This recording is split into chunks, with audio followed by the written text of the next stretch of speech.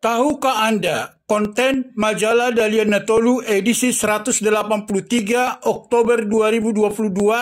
Silakan simak berikut ini.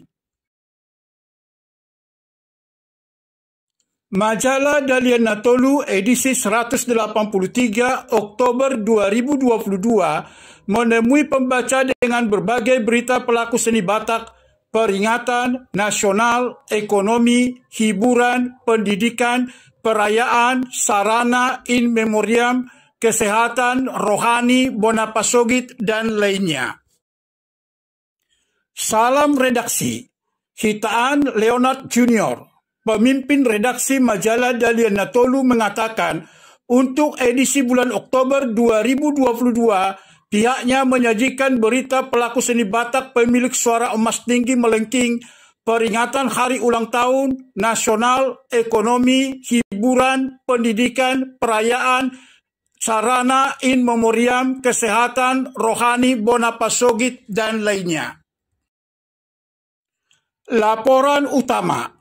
Jonar Situmorang, pelaku seni, penyanyi, dan pencipta lagu si suara emas tinggi melengking merdu dan enak didengar, dengan karakteristik power suara yang kuat dan bening, serta teknik tinggi, mensyukuri hobi yang merupakan talenta pemberian Tuhan dan dijadikan sebagai profesi dalam mengarungi perjalanan hidup hingga sekarang. Laporan khusus. Punguan Lansia PPRSD Siaan Hinalang se-Jabodetabek, Ketua Situa Hulman Siahaan, menggelar peringatan hari ulang tahun ke-1 mengingati kebaikan Tuhan yang dirangkai dengan pembubaran panitia temu kangen Masyol Pajupang. Mereka memohon kepada Tuhan agar diberikan umur yang panjang untuk dijalani pada masa-masa mendatang. Nasional. Haji Yakut Cholil Koumas, Menteri Agama, melakukan kunker ke kantor pusat HKBP dengan melakukan dialog mengenai masalah gereja. Bupati Tapanuli Utara Dr. Andus Nixon Nababan MSI mengharapkan dukungan dari pemerintah pusat dengan menyampaikan proposal pendirian Universitas Negeri Tapanuli Raya Untara. Nasional.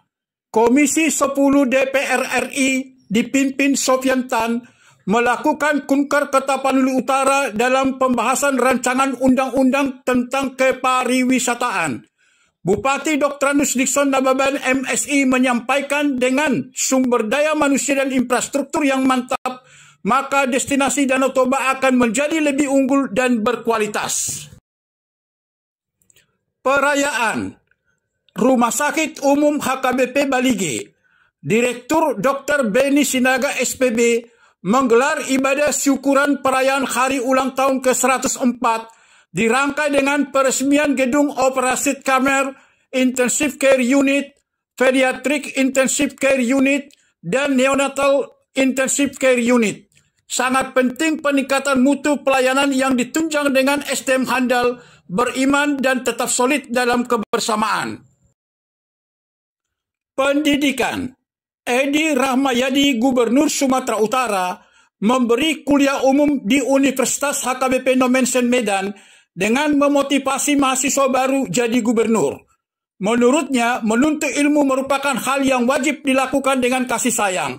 Tanpa itu, Tuhan tidak akan memberkati ilmu tersebut. Pendidikan. Dr. Andus Nixon Nababan MSI, Bupati Tapanuli Utara, menyampaikan bahwa peningkatan SDM berkualitas dan unggul merupakan trigger kemajuan Tapanuli Raya dengan solusi pendirian Untara, Universitas Negeri Tapanuli Raya, ketika menjadi narasumber pada talk show RRI Sibolga dengan tema Untara Solusi SDM Unggul di Tapanuli Raya. Ekonomi. Satika Simamora SEMM, Ketua Dekranasda Tapanuli Utara, mengatakan bahwa benang tenun ulos pewarna alami membawa manfaat secara langsung kepada pelaku IKM, industri kecil menengah, ketika menjadi narasumber dalam pelatihan pewarnaan alam untuk benang tenun ulos di Hotel GNB Desa Utemukur, Kecamatan Muara. Bisnis. Maskapai Penerbangan Air Asia, Dirut Feranita Yosepine Sinaga kembali membuka rute penerbangan Jakarta Silangit, Silangit Jakarta. Bupati Tapanuli Utara Dr. Anus Nixon Nababan MSI sambut hangat kehadirannya dengan harapan konsistensi memiliki jadwal penerbangan rutin tiap hari serta harga tiket dapat lebih terjangkau untuk dipasarkan di masyarakat. Hiburan, Waterboom Junjun pemilik Siol Sitompul hadir di Desa Sitompul, Kecamatan Siatas Barita, membantu Pemkab Tapanuli Utara mewujudkan visi misi Bupati di bidang pariwisata. Bupati Dr. Anus Nixon Nababan MSI berharap para perantau asal Tapanuli Utara dapat mengikuti langkah Siol Sitompul dalam mengembangkan pariwisata, pertanian, peternakan, pendidikan, dan lainnya. Keamanan, AKBP Johansson Sianturi, Kapolres Tapanuli Utara, mengukuhkan Polsubsektor Siatas Barita di Jalan Raja Toga Sitompul, Desa Sitompul, Tapanuli Utara, berkat dukungan semua pihak termasuk pemberian tanah hibah oleh Muda Sitompul yang bernilai positif akan optimalnya pelayanan kepolisian terhadap masyarakat dengan proaktif dan humanis. In Memoriam, Guru Besar Hutapea, Ayahanda Rosdiana Hutapea SPD, meninggal dalam usia 85 tahun. Selamat jalan ayah tercinta, damai di sisinya. Tugas dan kewajibannya telah berakhir di dunia. Perjuangannya sudah selesai. Semasa hidupnya, dia adalah laki-laki tangguh yang tidak kenal kata menyerah demi memperjuangkan 7 orang anaknya ke pintu gerbang kedewasaan. Rohani, Pendeta Dr. Luhut P. Hutajulu MTH, Pendeta Emeritus HKBP, menyajikan tulisan memulihkan hubungan menjadi sehati. Dalam keluarga, suami istri maupun anak-anak mau menjadi sehati, perlu belajar meninggalkan egoisme, yaitu memikirkan diri sendiri, dan egosentrisme, yaitu ketidakmampuan melihat dari perspektif pihak lain. Cerpen, Rosdiana Hutapea SPD, cerpenis wanita Batak, menyajikan cerita pendek dengan judul Dian yang Tak Pernah Padam. Terima kasih Bapak, terima kasih Mama, semoga bijak dan arifmu turun kepada anak-anak kami. Engkau adalah cahaya yang tidak pernah padam bagi kami anak cucumu. Pesan etos, salam etos, bigger, higher, better. Miliki kecerdasan spiritual, perbanyak investasi kebaikan. Tidak semua orang memiliki kecerdasan spiritual yang tinggi. Marilah berlatih agar matang dalam kecerdasan spiritual. Kecerdasan ini bersumber dari Tuhan. Kita menerima dan melatih dalam hidup. Rohani, Pendeta Mangontang SM Panjaitan MTH, Pendeta Emeritus HKBP, menyajikan tulisan Masalah kerja ditinjau dari sudut etos Kristen, bagian kedua. Dalam upaya mewujudkan cita-cita bangsa dan negara Indonesia menjadi masyarakat yang maju, adil dan makmur, berdasarkan Pancasila dan Undang-Undang Dasar 1945, maka setiap warga masyarakat dituntut menjadi manusia pekerja keras. Opini, Dr. HP Panggabean SHMS, Ketua Umum DPP Kerabat, Kerukunan Masyarakat Batak, menyajikan tulisan Sejarah Konflik dalam Masyarakat Batak dan Resolusinya.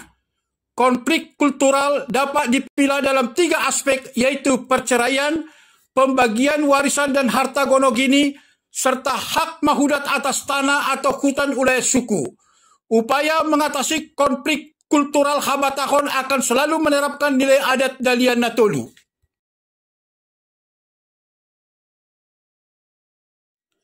Demikian DNT TV Channel menyampaikan konten Majalah Dalian Natolu edisi 183 Oktober 2022. Semoga dapat menyenangkan hati para pembaca sekalian. Bagi yang ingin berlangganan, silakan hubungi kami segera. Info lebih lanjut dapat menghubungi 0812 1364 7435 melalui WhatsApp.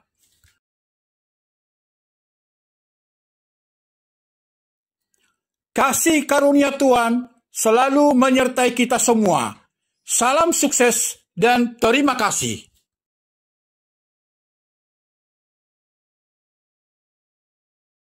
Jangan lupa subscribe, bunyikan lonceng, like, komen, share konten YouTube ini.